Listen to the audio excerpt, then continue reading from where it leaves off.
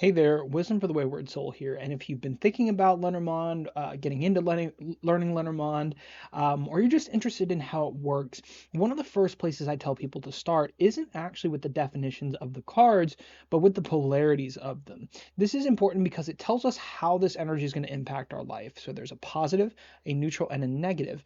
Now, the positive and neutral are kind of exactly what you expect. So the positive is going to be good things coming in, it's going to be these feelings of abundance. Neutral is going to more so be energy that is affected rather than energy that's doing the affected. So the neutral energies are kind of energies that aren't actively at play, but rather they are influenced into activity by the cards around them, whether they be positive or negative polarities. Negative polarities is what I always tell people to make sure they adjust their mindset on, because when you hear the word negative, you think of negative energy, right? You think of bad things that happen. You think of just things that you don't want to be involved with, right? But when we're looking at negative polarities, what we're actually looking at are challenges. Now these can bring us towards something positive, but they're uncomfortable, right? And that's where that sort of association with negativity comes from, that idea that these events, these energies, they make us uncomfortable. But what happens when we're uncomfortable? We grow. So I'll kind of run you through an example of these. So the rider is in neutral energy. It talks about primarily the medium of communication.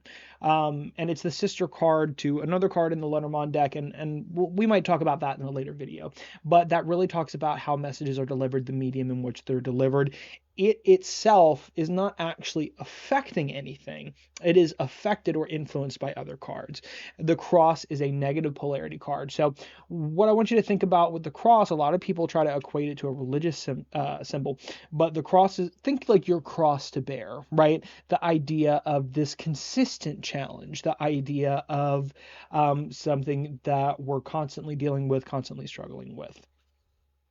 And then we have the bouquet. When we think of bouquets, think about like after theater performances or a reward or something like that. It's this idea of things coming in, particularly from other people, that is positive, right? It makes us feel good. It brings us joy, right? So we can kind of see how those interact with one another. So if the cross was by the rider, for instance, the rider is about mediums of communication, and the cross is about, your cross to bear, your difficulties. So maybe somebody that gets these cards together, maybe they have consistent difficulty with communicating. Maybe they're not very good communicators, and that's something that they have to work on, right? So you see that it's communication might be uncomfortable for them, but as they work on that, we start to be able to mitigate that, right? So the cross is something that we're going to have to consistently deal with, but it's also manageable because the cross is a pattern. And when you can identify a pattern, you can kind of treat a pattern almost like an intuitive doctor, right? So that's kind of the gist of polarities. And if you like this content and you want some more, let me know. If you have questions about Lenormand, drop them in the comments and I will make a video for them, or I'll respond. Have a great day.